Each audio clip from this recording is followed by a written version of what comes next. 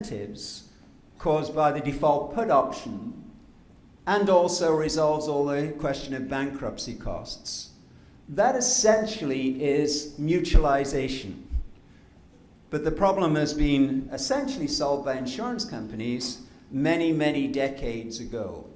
So again, we can't specify the event, but there are strategies for dealing with it.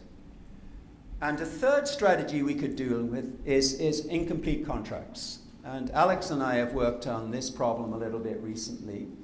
That again, something goes wrong with an insurance company. It was a total surprise. Maybe it's a surprise which potentially could have been an insurable type of event had you known about it in advance, but you didn't. And maybe now it's come about, it is an insurable event in the future. Actually, the next session on cyber risk might fall into this category, or might have fallen into this category before we really anticipated its dimensions. Well, can we actually insure the events which we can't even specify? Well, of course we do. We do have courts retroactively interpreting policies for events that were never anticipated when the policies were actually put in place. That was done for a lot of the long-term liability lines, liabilities which emerged in the 1980s. Another way of doing that is through the role of the brokers. Brokers actually have a vested interest in ongoing markets, and they can be used as a resolution mechanism when sudden and surprise events take place. And if the incentive structures for the brokers and their clients, and I think the brokers' clients are both the insurance companies and the policyholders, incidentally. They're market makers in this thing. I think if the incentives are put up right, they will actually try and revive the health of an insurance market after surprises to the benefit of both parties. So that's just a brief survey of unknowable risks. Am I doing for time? Okay. The more interesting part of my talk I want to go on is to the unknown risks. We know about the unknown risks. We all know about trying to, work out capacity when we don't have a full distribution, or trying to figure out what the premiums to charge when we don't quite know what the parameters of the loss distribution are. That's a familiar problem to everyone in the room, underwriters, actuaries, and everybody else.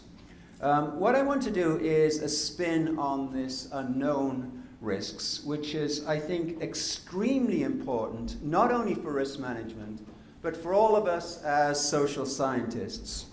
And that's to talk about this interaction between what you're doing as researchers and the material you're working with. And I'm going to call this the endogenous economist problem. I did talk about this actually in the Geneva lecture a couple of years ago, so those who were there have probably had a bit of a dose of this. To give a slightly different spin on it, it's really a form of model risk. Model risk being that when you try and build a model to explain either it could be to explain the generation of some sort of data, or it could be, an economic model explaining principal agent problems, whatever it is. When you build a model to explain the real world, is that model neutral, or does it reflect the objective function of the model builder? And if so, in what way, and what sort of distortions are implied by this? Modelers are strategic actors. It seems kind of curious that economists have studied agency theory, and they've rigorously and relentlessly modeled the behavior of all sorts of agents, but they do seem to have ignored themselves in this process. Let me just show you the nature of the problem I want to look at. Suppose you're fitting an empirical relationship. The sort of pink in there is reality. We don't really know what reality is. We know there's something out there, and when we build a model, we're trying to capture it in some sort of formal structure. So the sort of blue circle is a model, and it's trying to explain some unknown pink circle, and the little snowdrops there are observations, and the snowdrops are drawn from the pink. So they're realizations from the real world. And if we're fitting a statistical relationship, it'd be something like we see at the bottom. The dependent variable depends on this functional form, plus some sort of random error. And the random error, of course, is risk. It's not quite as simple as that, of course. If we look at our model, y is a function of the ABC plus the error, let's look at this error term, and let's factor in the strategic agents that were actually conducting the test, or the strategic agents which built the model. So the error itself is going to reflect two things. So let me just move on and just show you the first of these things. The black line, the black circle, which I've labeled here, neutral, disinterested economist model. If there was never a principal agent problem, if economists were absolutely unbiased, had no vested interest other than to do good, it was all truth and beauty and no greed or anything like this, they would build these models which would be the best possible models. If you concede that an economist is a strategic actor who is trying to get papers published, get tenure, if it's a commercial economist trying to get a bonus from the bank or whatever it is, then it's pretty obvious that the model is going to reflect the objective function of the model builder. So the real model you're going to see is not the black model, it's going to be another model, which I've done as green there. So when you actually put the observations in and you fit the model against the observations, the error is actually on the whole going to be bigger. It must be bigger if there's an agency problem. So the very fact that we're talking about an endogenous economist building these means essentially we're going to be misspecifying or exaggerating, introducing more risk into the world. So the errors are going to be bigger because of this sort of problem. Just to give you an idea of what that problem is, how many of you have ever built a theoretical model trying to explain absolutely anything and had it published? I suspect there are a few shy people who have not put their hands up yet. Did you include your behavior in that model? No hands up? Has anyone ever in their life seen an economic model which included the behavior of the person who built the model? Have you ever seen that? Ever? You have? Yes, Ed Lima, Bayesians do it all the time. Lima? Well, actually, I'll talk about him in a second. But essentially, one hand, that's the problem. Now, that is a central problem in most other sciences. It's absolutely crucial in physics. If you think about something like anthropology, sort of Margaret Mead goes to East Timor or something like this, and the central problem is when she's there, her very presence is going to influence the behavior of the people she's observing. Now, surely that's true in economics, isn't it? It's never, ever attended to. So that's the first type of endogenous problem. Maybe that's not even the most serious one. Let's not talk about the theory now and building the model. Let's talk about the testing aspect of things. Suppose you fit in a relationship. How many have done an empirical study? Just one empirical study, at least one. How many of you just ran your regression just once and stuck with the result, come what may? You thought about it very carefully. These are the variables you'd be in. This is the data. I'm just going to run it once. I'm going to do my best possible job and then stop and report that result.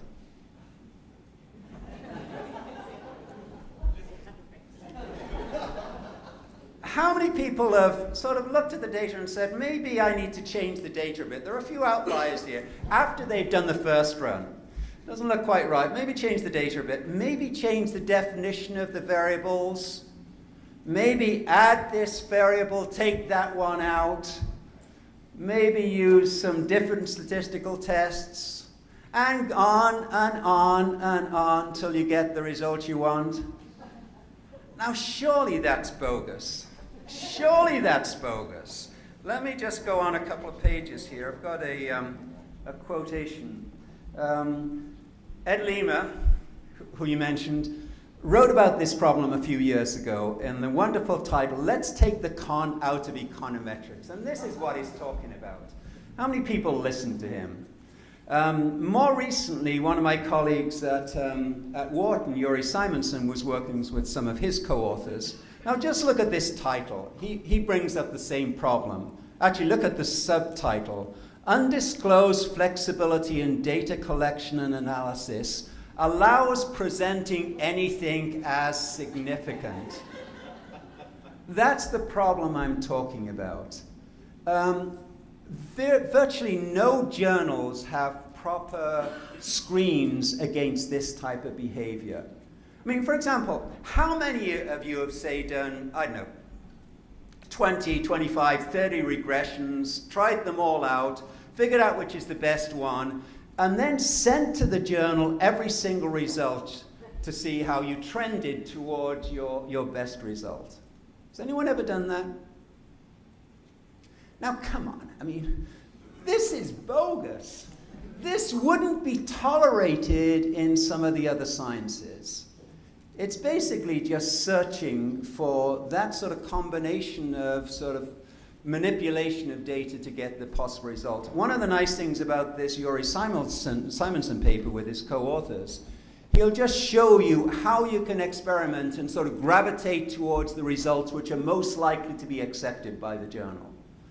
My own personal view on all this is you can't trust any of these empirical papers. None of them are trustworthy unless you know the history of the testing process. So this is a really big problem. Now what it implies, let me go back a second, what it implies is that whenever you see errors from a statistical result, they're always underestimated, or as President Bush would say, they're always misunderestimated. They're always smaller than the true errors. So if you put these two things together, the endogenous economist, the endogenous statistician, there's always more risk than there needs to be, because the modeling is going to reflect the self-interest of the economist, the objective function of the economist who's writing this. That is never, ever modeled. So we don't know the nature of that additional risk. And once we factor in not only that, but the problem of the statistical testing and the bias we introduce into this, the lack of objectivity there, we're always going to underestimate the risk we have. So essentially what the world is going to do, it's always going to surprise us more than we thought it might. Surprises are always going to be bigger than they need to be. Okay, there's a little vanity in my selection of topics here. These are two issues which I've been thinking about a lot in the closing stages of my career. I don't do any research anymore, so I would like to encourage you to actually think about these two types of problems. As a very practical problem, thinking about the unknowable risks and trying to refine strategies for dealing with them is crucial. The surprises we had in the last financial crisis were, if not unknowable, then it would have taken a lot of imagination to know exactly what was going on. We need risk management strategies which are not cause-specific, which are general in their application.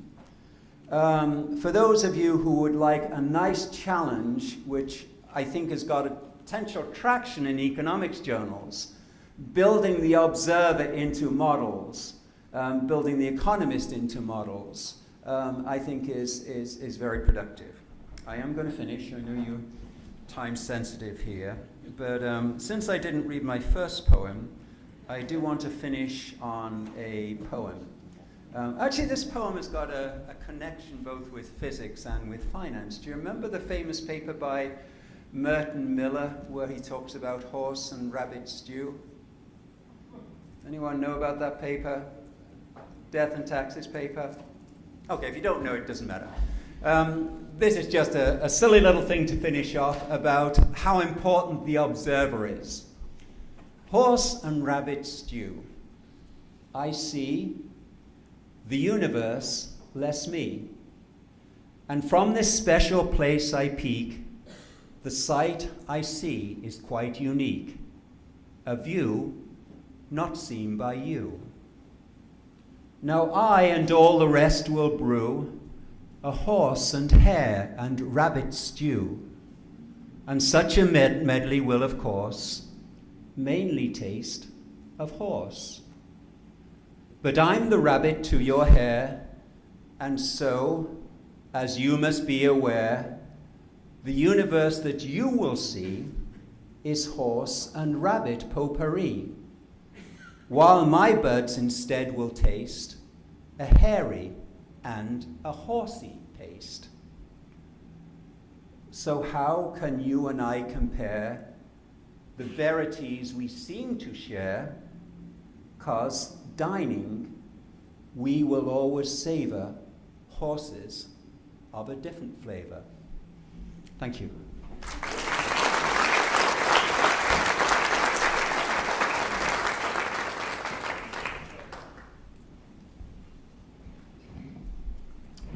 So thank you, Neil.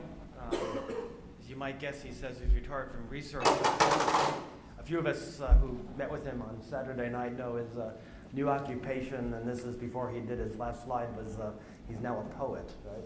We're trying to get him a job, but our second speaker, outstanding speaker, is Michael White from the University of Guelph.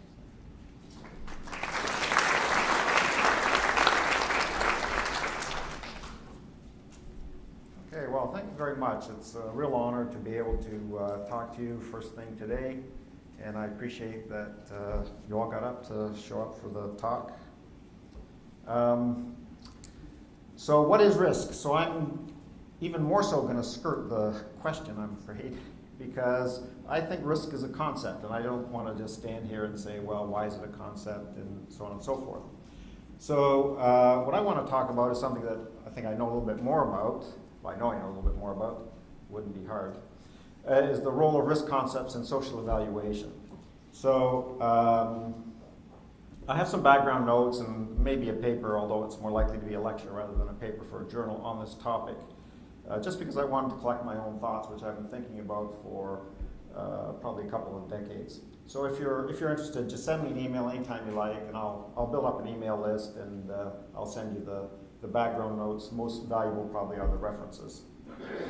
So the goal of my talk is to follow up on Neil's idea for thinking about risk from endogenous observers. But I'm going to do this in an unabashed way. I'm going to think about or talk about the thought process that goes through the hypothetical risk scenario in social contract theory, often referred to as the veil of ignorance. And so this involves an endogenous observer, which we create in a hypothetical setting. And so I hope by doing that I can demonstrate how we can stretch this concept of risk to be a powerful tool for social evaluation. So the outline of the talk will be an introduction to this idea, which is initially Harsanyi's idea. Then I'll talk a little bit about risk, inequality, and welfare measurement techniques and well-established results in order to lead into where I think risk theory can aid in the future development of the practice of social evaluation. So, but first a short aside. Why do we want to do social evaluation other than use the concepts of Pareto efficiency? Surely if we can find a Pareto efficient allocation or show how something is Pareto inefficient and what we need to do to make the allocation Pareto efficient, that's enough, and that's the job of economists. Well, the trouble with that perspective, as Beauvais points out in a very nice paper in the Canadian Journal of Economics contribution to the Canadian Economic Association meeting some years back, is that governments don't do all that much in terms of correcting market failures anymore, or creating public goods, compared to their efforts to redistribute. So a lot of their goals, health policy, and a lot of things that we in ARIA think about, health policy, health insurance, life insurance, annuities, all these things have very important distributive dimensions to them. And so why should we go beyond Pareto to equity considerations as a supplement? Well, Pareto principle or Pareto efficiency is not always very convincing policy advice to governments who are thinking about how to redistribute resources. They don't really care so much about Pareto efficiency in this regard. And as economists, we can effectively integrate normative and positive considerations, I believe, and do a better job than non-economists. And so if we don't do that, we leave it to others to do. And then you can think that efficiency will be even less of an issue for government policy. And so, you know, we don't want. I don't think we should be marginalized as policy advisors. Another sort of risk. And the measurement of risk and inequality has strong similarities in technique. So that sets us up in particular to make useful contributions in this problem. The link between risk and inequality measurement is a relatively straightforward exercise. You start with a probability distribution function of state contingent income, say, or you start with a probability population distribution of incomes, where each person we would assign an equal probability to. So that's quite a straightforward exercise. And a lot of economists rely on those tools just to describe how inequality is changing over time, how different policies influence inequality, and so forth. But the link between risk analysis and social welfare analysis is a much more difficult one to make, and it needs more work. So that's what I want to focus on. And what's the big challenge in making this link between inequality and social value for a society? Well, the big challenge is the elephant in the room, interpersonal comparability. So since I went to the LSE, I had to read all of Robbins' work. So Robbins had this famous attack, well, it's famous if you do research in this area, on the nature and significance of economic science. And he was arguing against the people who use utilitarianism as a method of doing social evaluation on the basis of, well, you can't really compare when one person is better off than another person, so how can you write down a utilitarian social welfare function and then try to maximize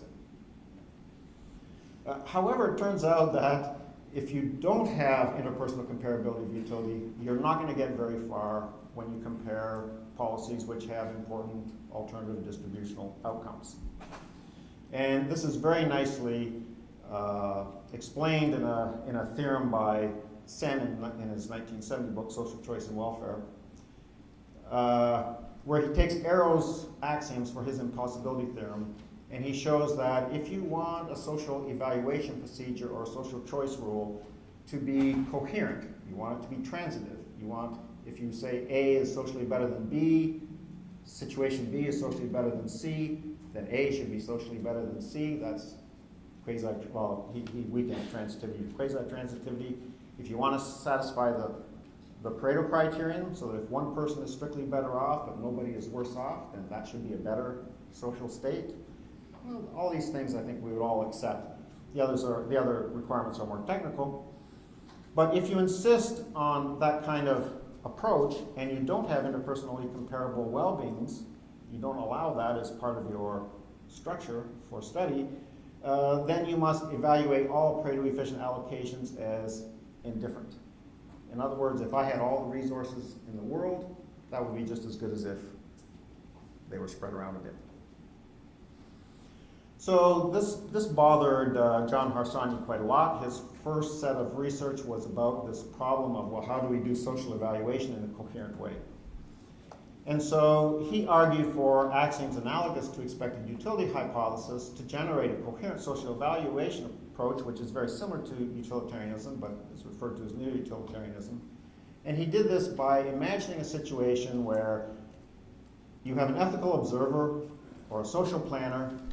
He's playing the role of a disinterested evaluator. He looks at the outcomes that will occur, or the likely outcomes, the distribution of outcomes that will occur under different governance procedures. And he chooses the one that maximizes the expected utility, assuming that he will be any of those individuals with probability 1 over n. So this forces the ethical observer to make interpersonal comparisons. I'm not saying that it's easy, but it at least creates a concept or a framework for doing so. And so, to be very explicit, if you have n individuals in the population, this ethical observer doesn't know who he's going to be in society, by definition. So he assigns an equal probability to being each person. He treats the possibility of being each person as a state of nature. So it's just like risk theory. And so we get that the welfare function is just like an expected utility function with 1 over n being attached to as a weight to each utility function. But of course that really generates just the same social ordering as utilitarianism. So this is his argument for using a pseudo-utilitarian or neo-utilitarian framework. And Atkinson has further developed this in a measurement approach, and he even proposed that one of the more attractive utility functions to stick into this welfare function would be the constant relative risk aversion utility function, which he calls constant relative inequality aversion. Okay, so that's the starting point for basically the starting point for where I want to go from in the talk. So what are some of the issues or problems with this kind of analysis? Well, you can notice that